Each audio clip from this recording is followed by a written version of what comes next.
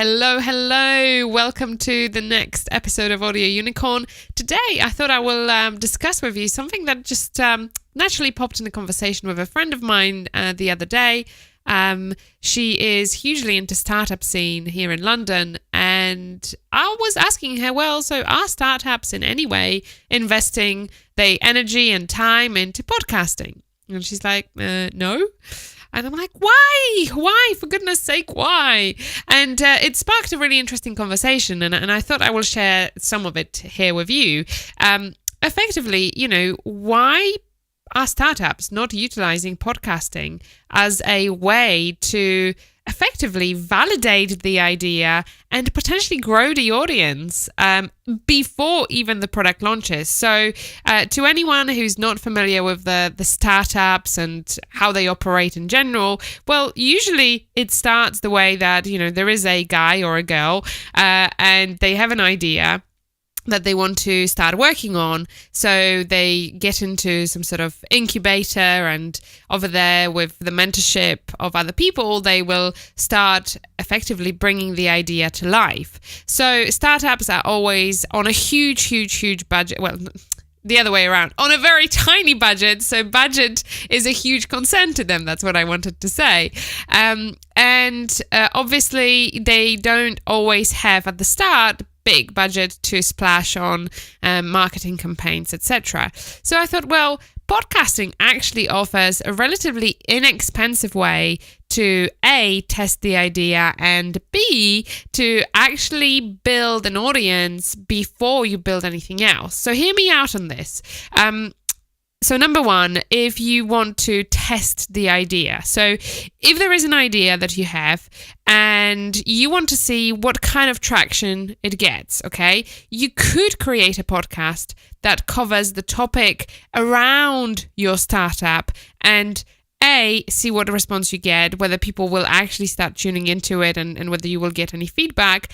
And B, you can actually start building potential mailing list of people who could be interested in your service. Now, this has to be done cleverly because you can't just go in and say, hey, look at us, we are so awesome and this is what we do.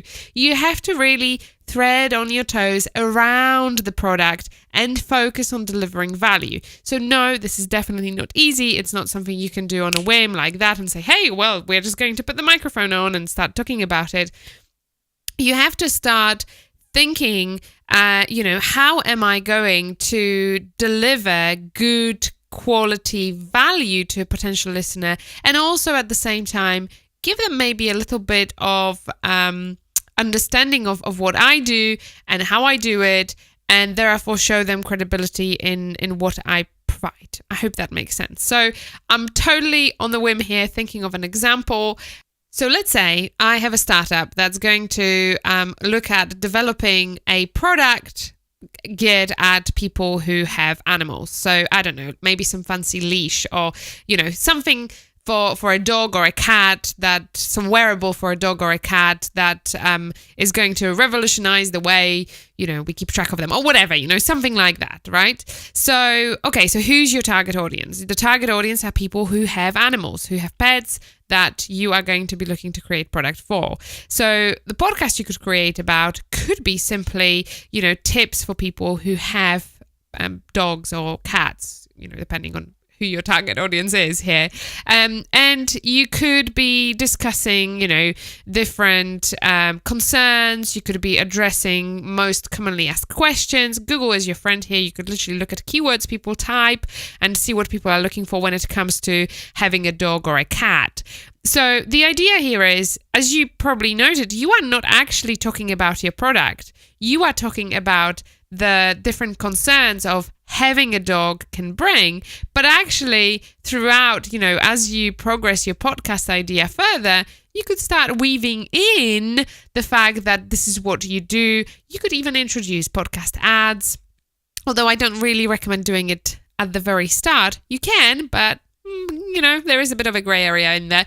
And you can effectively build trust as a person or a company that's really knowledgeable about pets and issues associated with having pets. So you are kind of using a backdoor here because you are giving a pet owner a lot of really good value, and then you show them that you know what you're talking about. Give them personality aspects so they get to know you, they get to trust you.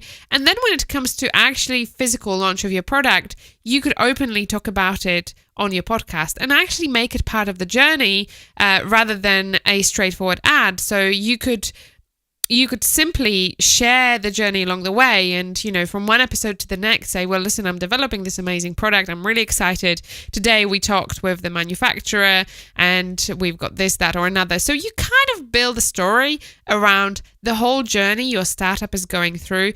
But at the same time, you are building like good followingship that you wouldn't otherwise have. So, to create a podcast, all you need is really time. I mean, once you have equipment, there really isn't much more in terms of regular fees that you need to maintain. So it's a perfect solution for a budget-conscious startup. And you are reaching out a massively huge potential of audience. If the idea is well executed, then why not to go for that? So this is the gist of the conversation I had with my friend, where we thought, well, podcasting should really be a brilliant marketing device for any kind of startup. And I think that marketing departments in general should really start talking about it as a general idea for their clients to start building content around what they do. As we all know, content is everything in today's world, and podcasting does enable you to do that. So let me know your thoughts. I would love to hear if you have an example of a successful podcast for a startup. I would love to tune in and hear it. Let me know.